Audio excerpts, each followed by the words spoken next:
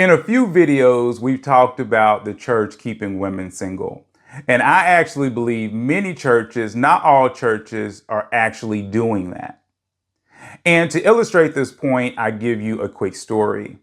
There was a lady who had a child, and she was so worried about that child getting into the outside world, seeing the horrors of the outside world, that that woman never allowed her child to leave the house. So the only way that the child understood anything about the outside world was that the child would get it maybe through television or through social media, or maybe a person that might have to come into the house maybe for a repair or something like that. But beyond that, the child knew nothing of the outside world. So what happened was the child grew up, and around 25 or 26 years old, the mom passed away. And so now the child is trying to figure out, okay, what do I do? The food is running out in the house. The bills, all these lights and stuff are getting turned off. What do I do? So now the child actually goes out into the world and is trying to figure out how to survive in the outside world. But because the mom never taught the child how to survive in the outside world, within about 3 weeks, the child had actually passed away. Because the child never knew how to survive. They never knew what they needed to do in order to win in this world. Many pastors look at their women in the congregation as young children. They see these women, even if the woman is 25 years old, they can many times see them like they're 13. And they're constantly trying to protect these women and keep them from men. Because in their mind, they see men like they were when they were younger. See, most men don't act like the pastor. Many pastors, are very charismatic. They're outgoing. In a lot of ways, they are what we would consider leader men, alpha men, all these types of terms. This is how most pastors are. This is how they see themselves. And this is how sort of they kind of see other men, because they really don't see the average guy. They see guys like them, And so what's happening is they know the evil things they used to do when they were younger, and they think all men do these things. And so what happens is they're constantly putting pressure on women to kind of keep them in this little box. And then as women are getting older and older and older, and a lot of their great chances to meet really great guys are passing them by because they want to be good Christians. These women, you that are watching, you might want to be a great Christian. So you're trying to listen to your pastor. He walks with God, right? He knows what God wants for you in your life, right? But see, this is why I always encourage every single person to read the Bible, to be familiar with the Bible so that no one can confuse you. What's really going on is they are taking their opinions and the opinions of society, or what they think is polite society, and they're trying to push that onto you. They're giving you advice that's not in the Bible. It might be advice that they would give their daughters, but they're giving you advice without taking into consideration everything that you individually, are going through. So what's happening is, believe it or not, they're putting you at a disadvantage when it comes to actually dating and finding your person. One of the scriptures that I hear so many women, I don't care if they're 18 all the way to the point if they're 70, is this one scripture about a man findeth a wife. And it's interesting to me, that particular passage in so many ways, because some of the newer versions of the Bible have actually, made things gender neutral. But for whatever reason, they decided to leave that particular passage the way that it was. So that's part one. But then you have this one passage that you have within, within Proverbs. And I love Proverbs. Proverbs is actually my favorite book of the Bible. But then we have this other story, the book of Ruth. And the book of Ruth is a book. So you have one passage and then you have a book. And in the book of Ruth, if we really break it down, I mean, we have to think about this realistically. So the very first thing we want to talk about in the book of Ruth is let's consider Boaz for 1 second. Just one quick second, because I know all of you have ever thought about Boaz. People say, I'm looking for my Boaz. I'm trying to find my Boaz. We know Boaz was high ranking in the Jewish community. We know that he had money. So we have to ask ourselves, the first thing we have to ask ourselves is why wasn't every woman in that community trying to get with him? Think about this today. You have a gentleman, and more than likely Boaz was probably around 55 to 7, somewhere between 55 and 60 years old. Okay, that's more than likely what his real age was. Now, according to Wikipedia, they're saying that he was probably closer to 70 or 80. I don't know if he was really quite that old. People got married younger, so their generations weren't 25 years like we have now. Their generations were probably more like 18 years. So he's probably maybe knocking on 50 or whatever it is. But the women of the town, they weren't trying to get with this dude. So there was something about him. Maybe they thought he was a nerd. Maybe they thought he was lame. Maybe they thought he wasn't fun. Maybe they thought he followed God too much. But there was something about him that a lot of the women in the town overlooked him. That's why I like to talk about the fact that Boaz was probably put in the friend zone over and over and over again. He was a nice guy. We know he was a nice guy from the story, but women kept putting him in the friend zone. Then here comes Ruth, and Ruth had been married before. Now, depending upon your sources, they might say Ruth was as old as 40 or even as young as maybe 25. In my belief, based off everything I'm thinking about, I'm thinking Ruth might have been in her late 20s. So now you have this situation, first of all, of a man that is much older. He was at least a generation older. He says, my daughter, several times. But that's not really the point of what we're saying right now. What we can learn is when Naomi comes onto the scene.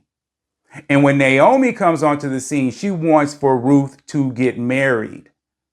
And we see that. We even see that when she was back, living among the Moabites. She was saying, I want you to get married.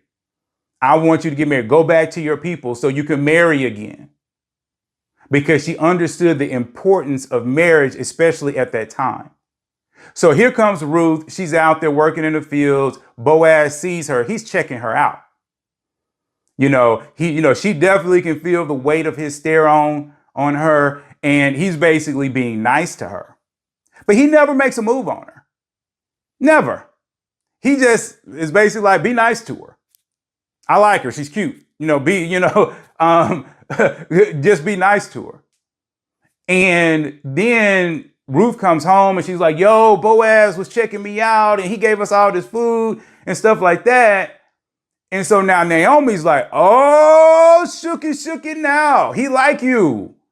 Yo, let's work this.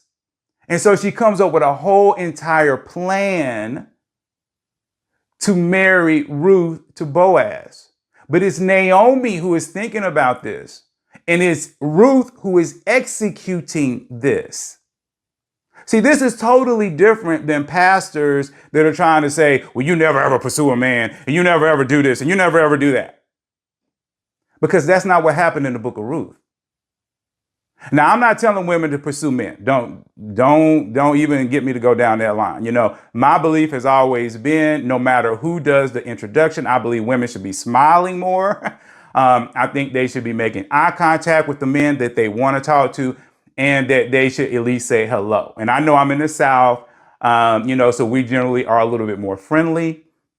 But I do believe that you need to kind of be a little friendly if you want to talk to men. Not every man has that boldness that a lot of women believe that men do. So it helps if you are friendly.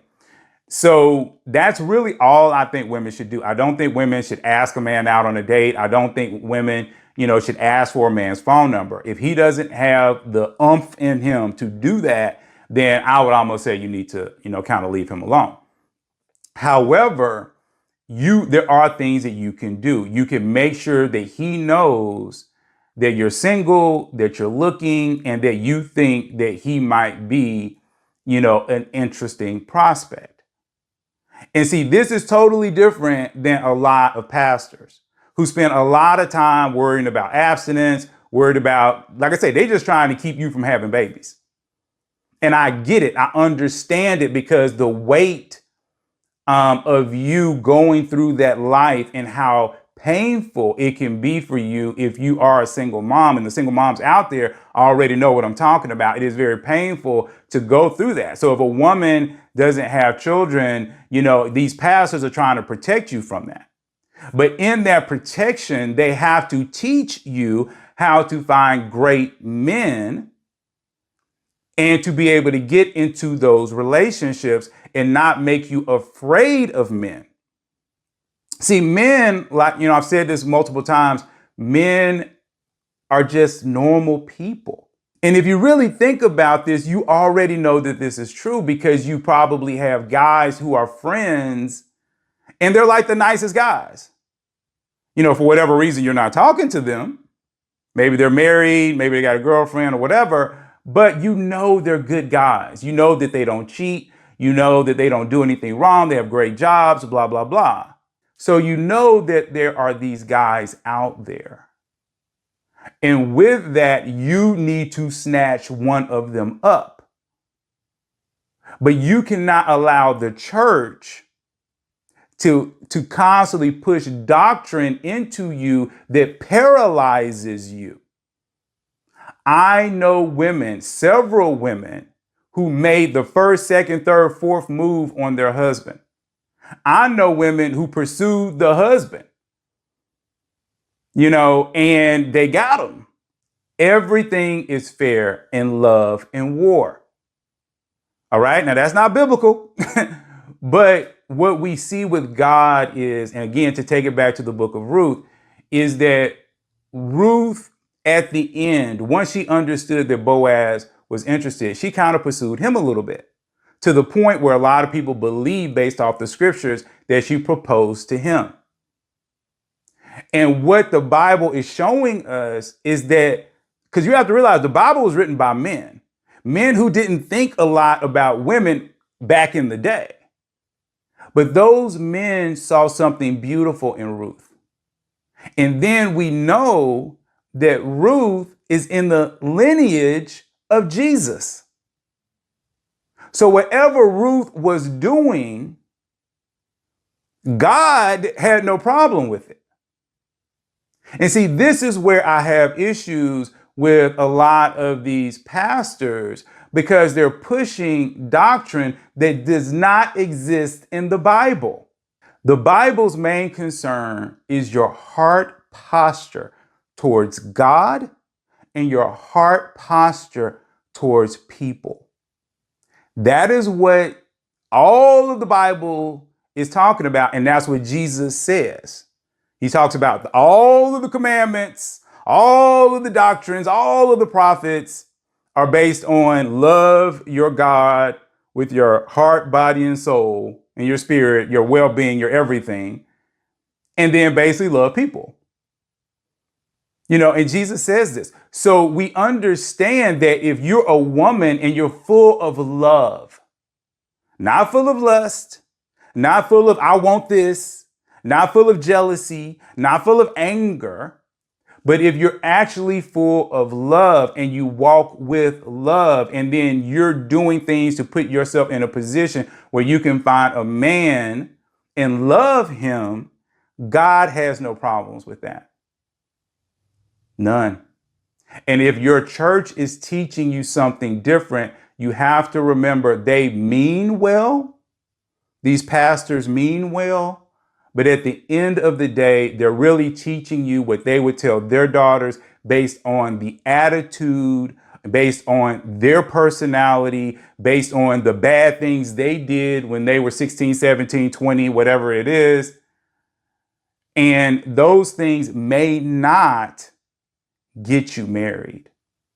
So anyway, please like and subscribe. There'll definitely be a video up here, and I will see you all in the next video.